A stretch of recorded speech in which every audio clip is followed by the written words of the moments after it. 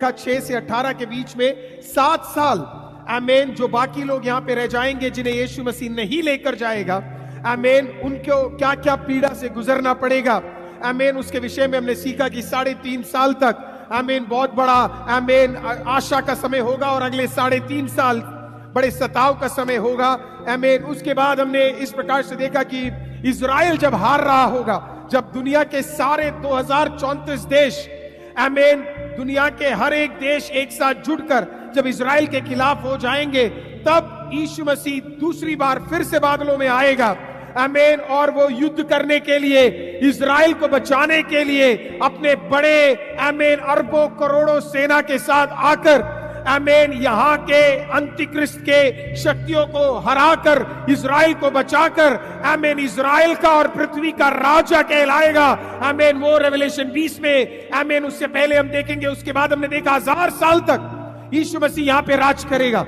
आमीन। 1000 साल तक ना कोई प्राइम मिनिस्टर होगा, ना कोई प्रेसिडेंट होगा, आमीन, सिर्फ और सिर्फ एक ही राजा होगा और उसका नाम यीशु मसीह होगा, आमीन। उसे हम देख पाएंगे, उसके साथ हम रह पाएंगे, तब ना रोग होगा, तब ना तंगी होगा, तब ना दिक्कत होगा, तब हर चीज बिल्कुल स्थिर होगा, आमीन। सब कुछ भला होगा, आमीन। कोई हमारे खिलाफ कुछ कर नहीं पाएगा क्योंकि राजा यीशु मसीह होगा, आमीन। उसके बाद हमने देखा कि कैसे शैतान को एक और बार खोल दिया जाएगा और शैतान आएगा, आमीन, और उस समय जैसे उसने पहले किया, स्वर्ग को उत्पत्ति से पहले उसने जैसे बांटा, आमीन, दूसरों के पास जाकर फुसफुसाने की कोशिश करेगा, चुगली करने की कोशिश करेगा, अपने तरफ कुछ लोगों को इकट्ठा करेगा, और फिर बाइबल बताती है उस 1000 साल के बाद, आमीन, एक और महायुद्ध होगा।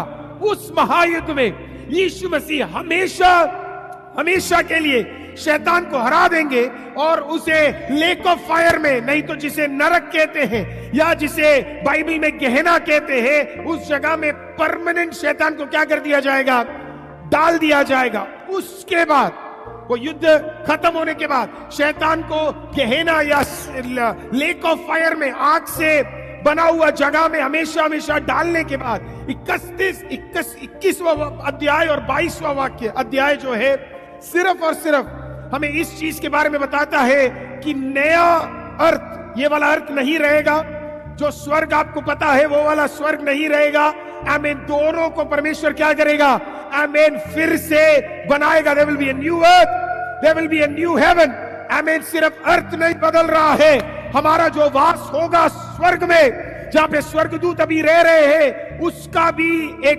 पुनरुत्थान की तरह एक नई तरीके से क्या करेगा, परमेश्वर उसे बनाएगा। ये पूरा रेवलेशन, आमीन, हम अब इसे डिटेल में देखने जा रहे हैं, आमीन। एक एक अध्याय, एक एक वाक्य, दो वाक्य, जितना हमसे बनता है हम इसे देखेंगे, और शायद अगर खुदा बाप चाहे तो इसके सीखने के बीच में ही शायद खुदा बाप हमें उठा ले, आमीन। क्योंकि बाइबल बताती है जो इसको मानता है, जो इसको पढ़ता है, जो इसको सुनता है, वो ही आशीषित है, आमीन। Praise the Lord. हमने पिछले दिनों में वो देखा, हमने पहला वाक्य इस प्रकार से देखा कि इससे हमें पता लगता है कि ये यीशु मसीह का प्रकाशन है, ये किसी और का प्रकाशन नहीं है।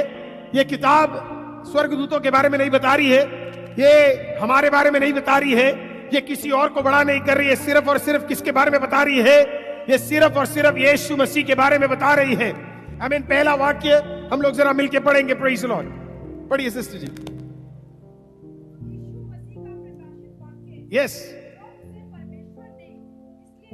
हाँ, दासों को वे बातें जिनका, बोलिए, शीघ्र होने वाला है, आमीन, दिखाए, और उसने अपने स्वर्गदूत को भेजकर उसके द्वारा दास यूहन्ना को बताया, आमीन। थैंक यू सिस्टर जी, आमीन। पहला चीज हमें क्लियर हो गया, ये प्रकाशन किसका है, यीशु मसीह का प्रकाशन है, आमीन। अगला चीज हमें ये पता लग गया, प्रेज़ द लॉर्ड, ये किसको बताया गया, वो बड़ा इंपॉर्टेंट है, which God gave unto him to show unto his. देखिए, ये प्रकाशन परमेश्वर किसको देता है पता है, अपने दासों को, सबको नहीं देता है। किसको देता है, अपने दासों को परमेश्वर क्या करता है, ये प्रकाशन देता है, आमीन। जब हम परमेश्वर से मांग रहे हैं, मुझे ये दिखा, ये दिखा, ये दिखा, खुदा कहता है मैं उससे भी बड़ा दिखाना चाहता हूं, पर किसको दिखाना चाहता हूं, जो परमेश्वर के दास है। हालेलुया। आज सुबह मुझे एक सिस्टर जी ने कॉल किया, आमीन, सच्ची घटना है ना। उनका परिवार यहीं पे, इसी के लिए एग्जांपल दे रहा हूं। उनको किसी ने एक वॉइस मैसेज भेजा। वॉइस मैसेज ऐसे था, मैं कल रात को सो रही थी, मुझे ऐसे लगा कि परमेश्वर मुझसे बात कर रहा है कि आपके परिवार में कुछ गड़बड़ है और उसके वजह से ये दिक्कत है, पर मैं श्योर नहीं हूं कि परमेश्वर ने बातचीत किया है या ये मुझे लग रहा है। फिर से बोला, मुझे पता नहीं परमेश्वर ने बोला है या ये मुझे लग रहा है। ऐसे उन्होंने 4 बार बोला, मुझे पता नहीं परमेश्वर ने बोला है कि नहीं मुझे लग रहा है। आज मैं आपको एक चीज क्लियर कर देता हूं, जब परमेश्वर बोलता है तो उसके अंदर डाउट नहीं होता है। Praise the Lord, hallelujah. पहला चीज, परमेश्वर बोल रहा है तो उसमें क्या नहीं है, कोई भी डाउट नहीं है, वो बिल्कुल क्लियर है। अब जब परमेश्वर ने यूहन्ना को प्रकाशन दिया, वो बिल्कुल क्लियर था। अगर उसको बोला गया तो वो होगा भी, उसके अंदर डाउट नहीं है। Praise the Lord. दूसरा, जब भी कोई भी आपको बोले कि मैंने आपके लिए देखा, बाइबल बड़ा स्पष्ट कहती है, आमीन, नए नियम में, वो सिर्फ और सिर्फ आपको एनकरेज करने के लिए। किसके लिए है? एनकरेज करने के लिए। तीसरा, अगर परमेश्वर आपको कुछ दिखा रहा है तो उसका मतलब है परमेश्वर उसके अंदर अपनी महिमा को दिखाना चाहता है। समझ आया? परमेश्वर हर चीज में किसकी महिमा दिखाना चाहता है? अपनी महिमा दिखाना चाहता है। जब आपको एक भविष्यवाणी मिले तो आप सोचना, ये भविष्यवाणी सही या गलत कैसे पता लगेगा? देखना, ये जो हो रहा है इसके अंदर परमेश्वर का महिमा हो रहा है कि नहीं। ये पूरा किताब भविष्यवाणी है। पूरा किताब क्या है? भविष्यवाणी है। मैं कैसे बोल सकता हूं ये सही भविष्यवाणी है? क्योंकि ये पूरा किताब किसको दिखाता है? यीशु मसीह के आमीन अद्भुत कार्य को, महिमा को दिखाता है। इसके लिए मुझे पता है ये भविष्यवाणी सही है। Hallelujah, hallelujah, hallelujah. अब ध्यान से सुनिए इस बात को। इसका तर्क करने के लिए कुछ लोग आपको कहेंगे, दाऊद के पास भी तो नातान गया, उधर क्या परमेश्वर की महिमा हुई? ध्यान से सुनिएगा, हमें तर्क करने वालों को आपको बताना है। नातान इसके लिए दाऊद के पास गया क्योंकि दाऊद जिस औरत के साथ व्यभिचार किया, वो औरत के अंदर एक बीज पल रहा था। आमीन। और उसी बीज में से कौन आने वाला था? यीशु मसीह आने वाला था। आमीन। दाऊद मन फिरा ले, दाऊद पवित्र आत्मा में वापस लौटा, दाऊद परमेश्वर में वापस लौटा, क्योंकि तेरी गलती में भी परमेश्वर ने क्या किया है? अंदर से एक महिमा उत्पन्न होनी है, क्योंकि तेरे आने के बाद 1500 साल बाद यीशु मसीह क्या करेगा? इसी पीढ़ी में से पैदा होगा। आपको समझ आया? हर प्रकाशन, हर रेवलेशन, हर प्रोफेसी के पीछे एक का नाम बनना है और वो नाम यीशु मसीह का है। आपका यहां धरती में पैदा होना, किसका नाम बनना है? आपको नौकरी मिला, किसका नाम बनना है? आपको एक बिजनेस दिया, किसका नाम बनना है? कलीसिया हमारे पास, किसका नाम बनना है? जब जब आप यीशु का नाम बढ़ाएंगे तब तक आपका हर कार्य आशीषित हो जाएगा। जब जब आपके हर कार्य में यीशु होगा, तब तब तेरे द्वारा यीशु अपनी महिमा को क्या है? आपके द्वारा उठाएगा। आमीन। प्रकाशित वाक्य में शुरू में कह दिया कि किसके लिए? उसके दास के लिए। किसके लिए है? दासों के लिए। ये आप सबको और हम सबको समझ आ जाएगा अगर हम कौन बन जाएंगे? उसके दास। दास बनने वालों को परमेश्वर क्या करेगा? आमीन, समझाएगा। अगला चीज उसके अंदर इस प्रकार से लिखा है, आमीन, ये बहुत ही जल्दी होने वाला है। ऐसे लिखा है, आमीन, कि अपने दासों को वे बातें जिसका शीघ्र होना अवश्य है। अब कई लोगों को लगता है कि शीघ्र होना, ये लिख के अभी 2000 से ऊपर साल हो गए, और कई लोग जब इस लाइन में आते हैं तो बड़ा टेंशन में आ जाते हैं कि शीघ्र होने वाला है। मैं अभी उसका आपको ओरिजिनल वर्ड देना चाहता हूं। ग्रीक में आमीन जो उसका वर्ड उपयोग किया गया है उसका नाम है एंटाके। एंटाके करके जो वर्ड है उसके अंदर यूज किया गया है उसका मतलब है क्विकली या सडनली, आमीन, अचानक या जल्दी जल्दी में। उधर ये नहीं बोला गया है कि ये सारी बातें तुरंत हो जाएंगी, अब भी हो जाएंगी। उधर क्या लिखा है, मतलब जब ये होगा तो एक के बाद एक होता ही चला जाएगा, इसमें गैप नहीं होगा। समझ आए कि नहीं आया? जब ये होगा सडनली, पहला चीज अचानक होगा। कैसे होगा? यीशु आपको, मुझको, किसी को बताकर नहीं आने वाला है। चाहे मैं यीशु मसीह से कितना भी करीब क्यों ना हूं, यीशु हमें नहीं बताएगा कि वो कब आने वाला है। पहला चीज, कोई स्वर्गदूत को पता नहीं है कि कब यीशु आने वाला है। किसी को नहीं पता है कब यीशु, ना यीशु किसी और को बताएगा। ये कैसे होगा? एंड जाके सडनली होगा। कैसे होगा? बोलिए सडनली होगा, बोलिए सडनली होगा। परमेश्वर का धन्यवाद हो कि ये सडनली हो रहा है। पिछले दिनों में, आमीन, अभी मैं बोलूंगा तो जज नहीं कर रहा हूं, आमीन। अगर आप परमेश्वर का गीत गाने वाले व्यक्ति हैं तो फिल्मों के गानों में मत नाचा करिए।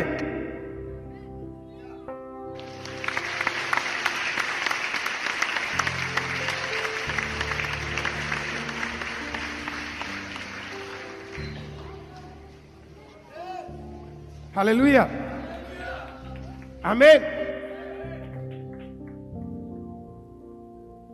आप जरा सोचिए, ना ना ना ना ना ना ना ना ना ना ना, गाना क्या था?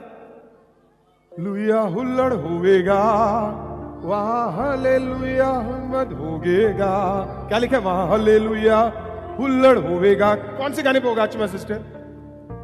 कौन सा हालेलुया का गाना होगा या इधर जो दिख रहा है वो वाले गाने होंगे? कौन सा होगा रिंको? कौन से गाने होंगे? आमीन। क्या इधर का कोई बॉलीवुड गाना लेंगे क्या? Praise the Lord. कोई हॉलीवुड गाना लेंगे क्या? कौन सा गाना लेंगे? आमीन। परमेश्वर के कुछ गीत, आपको पता है ये परमेश्वर के गीत हमें क्यों दिए गए हैं? क्योंकि आमीन जब वहां जाएंगे तो वहां पे एक ही गाना चलेगा, फर्क नहीं पड़ता यूट्यूब पे 20 मिलियन मिला है, 40 मिलियन मिला है, 100 मिलियन मिला है, वहां पे कौन सा गाना चलेगा? वहां पे परमेश्वर का गीत चलेगा। दाऊद के जमाने में भी कई सारे और भी गीत चलते थे, लेकिन जब दाऊद खुदा की उपस्थिति में नाचने जाता था तो वो ये नहीं बोलता था नाचने के लिए मुझे कुछ फिल्मों के गाने दो।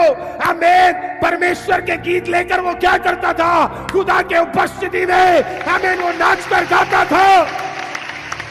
आमीन, हालेलुया। समझ आ रहा है? आप ध्यान देना। मान लीजिए आप कहीं पे नाच रहे, आप कहीं पे क्या कर रहे? नाच रहे। आमीन। परमेश्वर का धन्यवाद हो, वो बिना बताए आएगा। वो क्या करेगा? बिना बताए आएगा। जिस दिन वो आएगा, प्रेज़ द लॉर्ड, तू नाचता रह जाएगा। उठने वाले क्या करेंगे? वो उठकर चले जाएंगे। आमीन, हालेलुया। देखो भैया, ये ढोंग मत करो कि हम इसमें भी है और इसमें भी, ये नहीं चलेगा। आमीन। कंफ्यूज मत करो। आमीन। बाइबल नहीं बदला है, ना बदलेगा। तेरा मॉडर्न थियोलॉजी काम नहीं आएगा। ये स्थिर है। ये 2000 साल पहले भी स्थिर था, आज भी स्थिर है। ये नहीं बदलेगा। Praise the Lord, hallelujah. अगर नहीं तो फिर हम भी फिल्मों के गाने ही चर्च में बजा सकते थे। हालेलुया। इतना मेहनत करने की क्या जरूरत थी फिर हमें? हालेलुया। वहां पे कौन से गाने का हुल्लड़ होगा? वहां हालेलुया हुल्लड़ होवेगा, वहां हालेलुया झमघट होवेगा। लुया।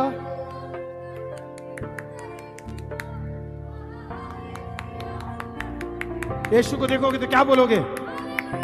इधर आदत बना लो कहने की। इधर आदत नहीं है हल्लेलुया बोलने की, तो वहां तो यीशु ले जाएगा भी नहीं। बोले यही नहीं बोलता तू, तेरे को वहां क्या ले जाऊंगा? यहां बोलना सीख पहले। हल्लेलुया, हल्लेलुया चिल्लाऊंगा, देखूंगा यीशु को।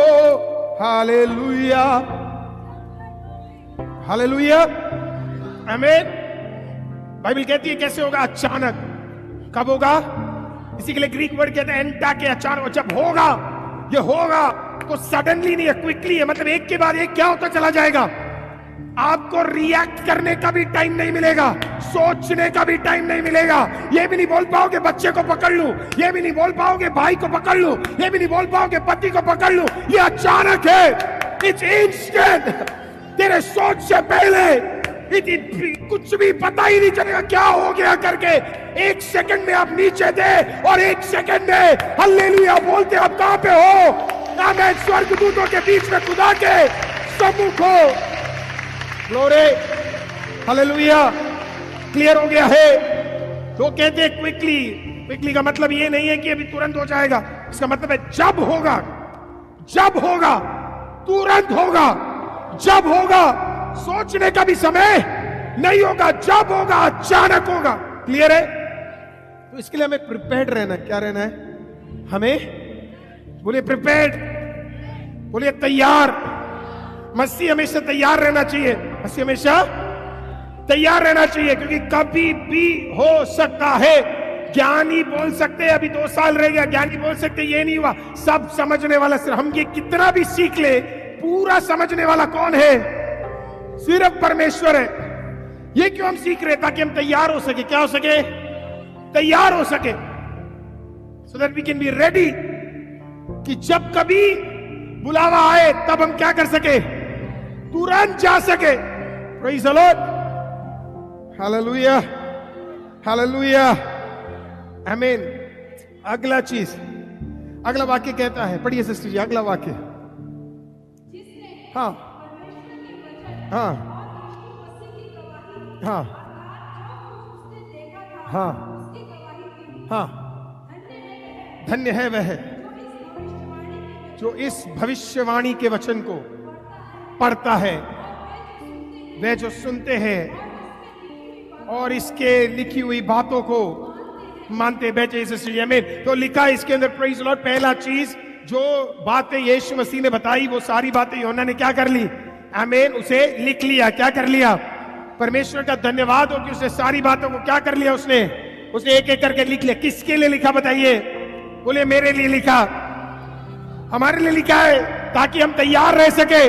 पढ़कर देखिए, पुराने जमाने की कलीसिया जब वो दर्द से जाती थी, जब दूसरी सदी की कलीसिया और तीसरे सदी की कलीसिया बहुत दर्द से गुजरती थी, उस जमाने में चर्च नहीं हुआ करते थे। पहले सदी के बाद चर्चों को तोड़ दिया गया, चर्च मिल ही नहीं सकते थे। हम तो बहुत सौभाग्य हमारे पास कि हम चर्च में ऐसे मिल सकते हैं, और उससे भी बड़ा सौभाग्य है कि लाइव में हम ऐसे जुड़ सकते हैं। उस जमाने में किसी को पता भी नहीं लग सकता था कि आप मसीह हैं। मिलने के लिए भी आपको मछली का साइन बनाना पड़ता था। किसका? मछली का साइन क्या करना पड़ता था? आपको मिलाना पड़ता था। बहुत लोगों को लगता है क्रूस था हमारा पहला साइन। नहीं सर, हमारा पहला साइन क्या था? मछली था। आमीन। ऐसे टाइप कर लेंगे आपको मिल जाए, उसके बीच में यीशु लिखा है, तो पहला साइन क्या था? मछली था। तो लोग एक दूसरे को कलीसिया जाने के लिए बोल के नहीं जा सकते थे, मैं कलीसिया। इनफैक्ट एक जगह पे एक हिस्टोरियन ने इस प्रकार से लिखा है, आप जिसको देख रहे हैं ये नहीं पता कि कल वो आएगा कि नहीं, क्योंकि अगले संडे जब लोग मिलते थे ना और एक दूसरे को देखते थे, उनके बीच में बड़ा आनंद होता था। आनंद किस बात का पता है? तू जिंदा है, तू जिंदा है, थैंक गॉड। तू वहां जोश था, क्योंकि हर हफ्ते किसी न किसी का क्या होता था? मृत्यु हो जाता था। किसी न किसी को काट दिया जाता था, किसी न किसी को पकड़ लिया जाता था, किसी न किसी का शरीर हटा दिया जाता था। आमीन। तो उनके बीच में क्या था? एक बड़ा आनंद। देखिए, इतना सब होने के बाद भी मैंने पूरे चर्च हिस्ट्री में कभी नहीं पढ़ा कि मसीह लोग मांग रहे हमें ये दे दो, हमें वो दे दो। उनके दिल में एक ही आशा था, वापस आने वाला है खुदा। जब कभी आए हम तैयारी के साथ खड़े होंगे। हालेलुया। क्योंकि उनका विश्वास इस आखिरी किताब में तो उनका था कि यीशु दूसरी बार वापस। हालेलुया, आमीन। मसीह व्यक्ति के पास अगर ये आशा नहीं है तो हमारे पास कुछ भी नहीं। इसी आशा पे हमारा उद्धार भी टिका हुआ है। इसी आशा पे हम टिके हुए हैं कि आज नहीं तो कल खुदा वापस आने वाला है। इसी आशा में हमें कि अगर मर भी गए तो खुदा के साथ जुड़ने वाले, यही हमारा आशा है। Praise the Lord। तो इसके लिए चर्च जाने के लिए, और एक हिस्टोरियन ने बोला लोग तड़पते थे उस जमाने में कहां जाने के लिए? चर्च जाने के लिए। आज उल्टा है। हालेलुया। आज उल्टा है। उस जमाने में क्या था, लोगों को किलोमीटर किलोमीटर क्या करना पड़ता था, चलना पड़ता था। आमीन। और वो मेहनत करके छुप छुप के वो क्या करते थे, उस जमाने में इतने बड़े बड़े कार्य नहीं होते थे, लोगों को फर्क ही नहीं पड़ता था चंगाई हो कि नहीं। उस जमाने में उन्हें इतना पता था यीशु खुदा है, उन्हें उद्धार का वैल्यू पता था, इसके लिए वो छुप छुप के जाते थे। और मिलते भी थे तो वो क्या बोलते थे, वो सीधे ऐसे साइन दिखाते थे। जब तक साइन नहीं दिखाएंगे तब तक आपको कोई मसीह नहीं मानेगा। तो साइन था, अंडरग्राउंड था, चर्च सब जमीन के नीचे थे। आमीन। आप सोच रहे हैं जब खुदा को ऊपर आराधना करने के लिए मौका नहीं था तो दूसरी और तीसरी सदी की कलीसिया मिट्टी खोद कर उसके अंदर क्या कर रही थी, आमीन, आराधना। आज हमें हमारा आराधना 4 गुना और बेहतर होना चाहिए, क्योंकि अब धरती के ऊपर आराधना करने के लिए खुदा ने हमें मौका दिया है। हालेलुया। आमीन। इसी के लिए जब हम गीत गाते तो किसी को बोलना भी नहीं चाहिए कि गीत गा लो, अपने आप आना चाहिए। आना चाहिए कि नहीं आना चाहिए? Praise the Lord. हालेलुया हुल्लड़ होवेगा, वहां हालेलुया जंगट होवेगा। कहिए मेरे साथ, वहां हालेलुया हुल्लड़ होवेगा, वहां हालेलुया जंगट होवेगा।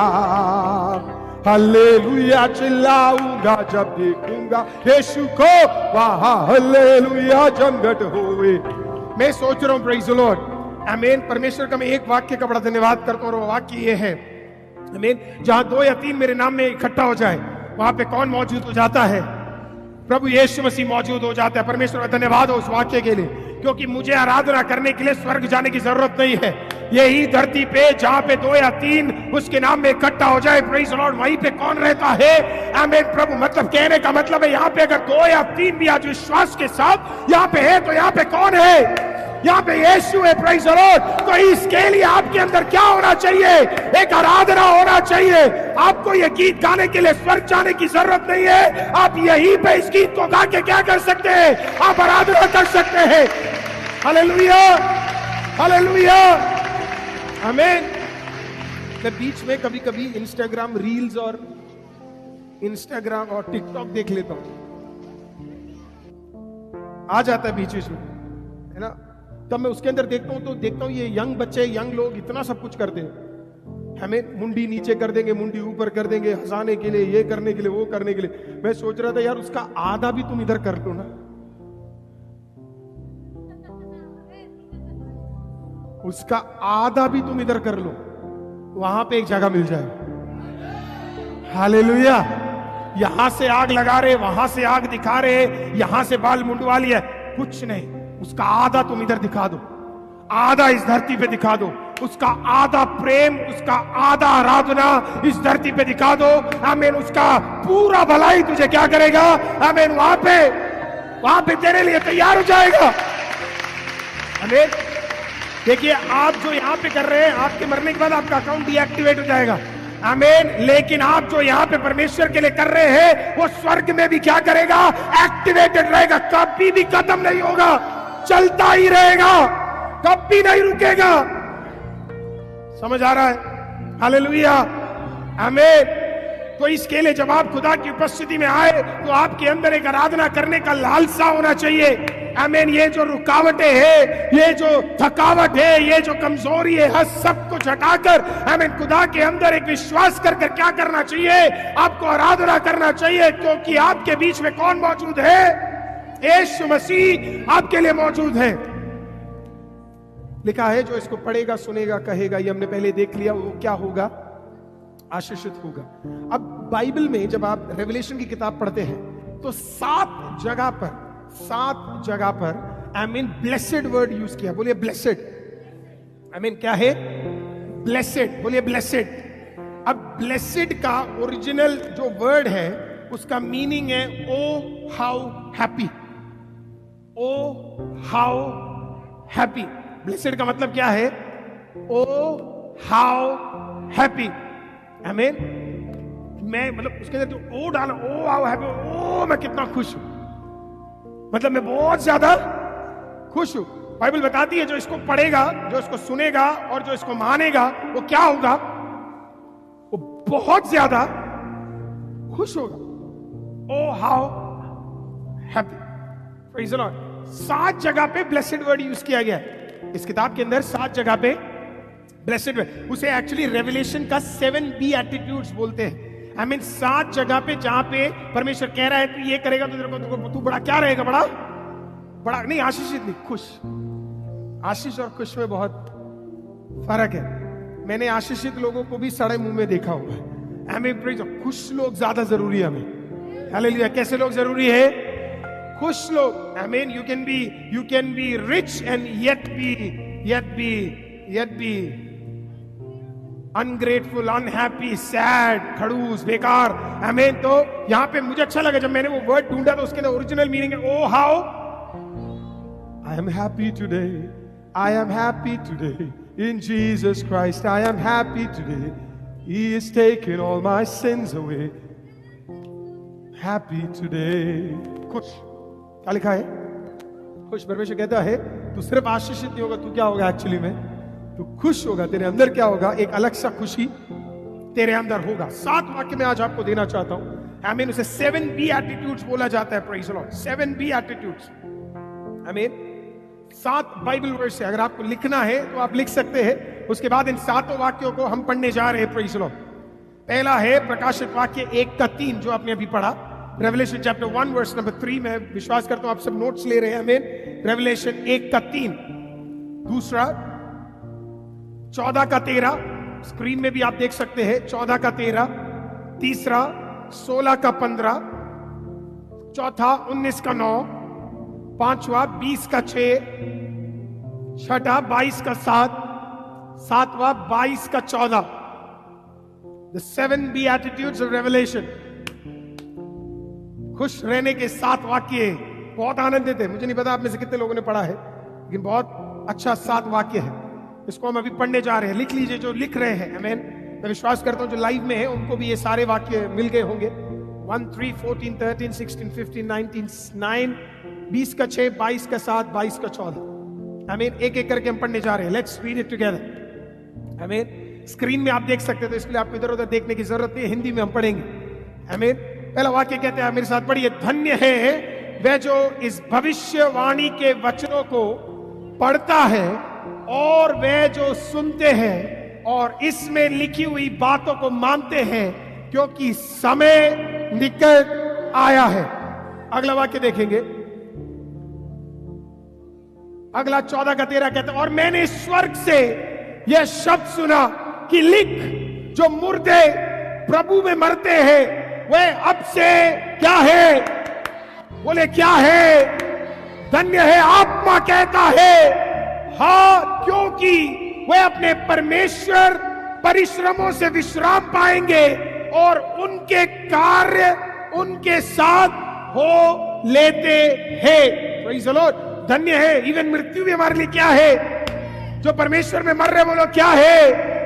धन्य है। अगला वाक्य देखिए। 16 का 15 कहता है, देख मैं चोर की नाई आता हूं। धन्य वह है जो जागता रहता है और अपने वस्त्र की चौकसी करता है कि नंगा ना फिरे और लोग उसका नंगापन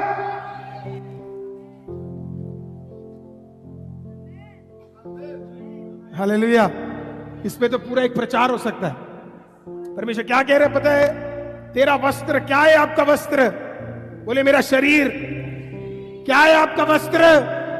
आपका शरीर। हमारा शरीर ये क्या नहीं करना है हमें? इसे नंगा, इसमें नंगा करके घूमना नहीं है। Praise the Lord. अपना नंगापन दूसरों को दिखाने के लिए नहीं है। इसे कैसे रखना? बाइबल कहता है अपने वस्त्र की क्या करो? चौकसी करो। क्या करो भैया? ध्यान से रखो जो आपको दिया गया है। आपका मंदिर किसको ध्यान से रखना है? हमें रखना है। भीड़ के साथ जुड़कर हमें नंगेपन में नहीं जाना है। अगर कोई साथ भी नहीं है तब भी नंगेपन में नहीं घूमेंगे, चौकसी के साथ रहेंगे। बाइबल कहता है वैसे लोग धन्य होंगे। Praise the Lord. चौथा वाक्य देखिए 19 का 9। और उसने मुझसे कहा यह है लिख कि धन्य वे हैं जो मेमने के ब्याह के बोझ में बुलाए गए। फिर उसने मुझसे कहा, यह वचन परमेश्वर के सत्य वचन है। धन्य बताए क्या है कि यू आर रेडी। बोलिए मैं एक दुल्हन हूं। जोर से जरा बोलिए मैं एक दुल्हन हूं। बाइबल कहता है धन्य है वे लोग जो परमेश्वर के साथ विवाहित होने के लिए मेमने के विवाह में क्या है, बुलाए गए हैं। Praise the Lord. पता नहीं यहां पे कैसे होता है, लेकिन मैंने अधिकतर जो लड़की शादी करने वाली होती है वो बहुत ज्यादा तैयारी में क्या करती है क्या करती है, जुड़ जाती है ना, अपने आप को केयर करने के लिए। खाने पीने में भी थोड़ा वो चेंज लाती है, स्किन में भी चेंज लाती है। बिल्कुल वो चौकसी तैयारी के साथ वो क्या करती है, क्योंकि उसे पता है कौन सा दिन आने वाला है, शादी का दिन, विवाह का दिन क्या करने वाला है, आने वाला है। बाइबल क्या कहता है पता है, जैसे एक दुल्हन धरती पे अपने आप को तैयार रखती है, उससे भी ज्यादा तैयारी किसके लिए रखना पड़ेगा। आमीन। मेमने के विवाह का एक समारोह होगा। Praise the Lord. एक बहुत बड़ा, मैं आपको बोल रहा हूं, दुनिया का सबसे बड़ा विवाहित कार्य स्वर्ग में होगा।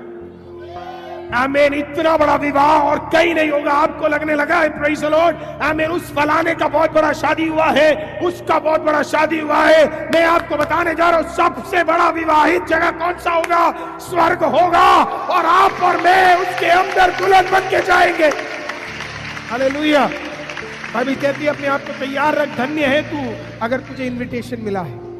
यह इन्विटेशन किसको मिलेगा, जो यीशु मसीह को उद्धारकर्ता स्वीकार कर कर, आमीन, उसे अपना इकलौता खुदा मानेंगे। पति 2 नहीं हो सकते, 3 नहीं हो सकते, 4 नहीं हो सकते। कितना होना पड़ेगा, 1 होना पड़ेगा। Praise the Lord. आमीन। और बपतिस्मा में उतरकर एंगेजमेंट सेरेमनी में उसका अपने आप तैयार करना, वो व्यक्ति क्या होगा, यीशु के साथ हमेशा हमेशा के लिए जुड़ जाएगा। क्या है बैप्टिज्म? बैप्टिज्म एक रोका है, बोलिए रोका है। हालेलुया। आमीन। आपको हमेशा हमेशा के लिए रोक लिया, अब आप किसी और के हो नहीं सकते। क्या नहीं हो सकते, किसी और के नहीं हो सकते। आमीन। जिस दिन विवाह आएगा उससे पहले परमेश्वर के साथ आपने क्या कर लिया है, एक रोका कर लिया। बोला आज से मैं किसका हूं, आमीन, मैं सिर्फ और सिर्फ परमेश्वर का हूं। आमीन। और कोई पूछे क्यों तूने बपतिस्मा लिया, तो बोलना क्योंकि अभी विवाह बाकी है, उससे पहले मैंने क्या कर लिया है, अपने मसीह के साथ एक रोका कर लिया है। आज से मैं किसी और का अब नहीं हो सकता। Praise the Lord. हालेलुया। जब आप परमेश्वर यीशु को ग्रहण कर लेते हैं, यीशु को मान लेते हैं, पानी में उतर के बपतिस्मा ले लेते हैं, वैसे व्यक्ति को क्या मिलेगा, एक इनविटेशन मिलेगा। आज अगर आपने यीशु को ग्रहण किया है, उद्धारकर्ता स्वीकार किया है, बपतिस्मा लिया है, तो आज आपके पास क्या है, एक इनविटेशन कार्ड परमेश्वर ने दिया है। जब कभी बुलाहट आएगा उस शादी में तुझे भी बुलाया जाएगा और तू भी उसका क्या होगा, एक भागी होगा, परमेश्वर कहता है। 5वां वाक्य देखेंगे। और उसने मुझसे, और धन्य है, और धन्य और पवित्र वे है जो इस पहले पुनरुत्थान का भागी है, ऐसा पर दूसरी मृत्यु का कुछ भी अधिकार नहीं, पर वे परमेश्वर और मसीह के याजक होंगे, उसके साथ 1000 वर्ष तक राज्य। अगले चीज क्या है, अगर आपकी शादी हो जाए तो बाइबल पता है क्या कहती है, अगर आपने यीशु मसीह को ग्रहण कर लिया, बाइबल कहती है अगला चीज धन्य उस व्यक्ति है, आमीन, कि मृत्यु का उसके ऊपर अब क्या नहीं होगा, अधिकार नहीं होगा। क्या नहीं होगा, इस दुनिया में सबसे खतरनाक चीज मृत्यु है। मृत्यु एकलौती चीज है जो हमें हरा सकती है। बाइबल कहती है मृत्यु भी हमें क्या नहीं कर सकती,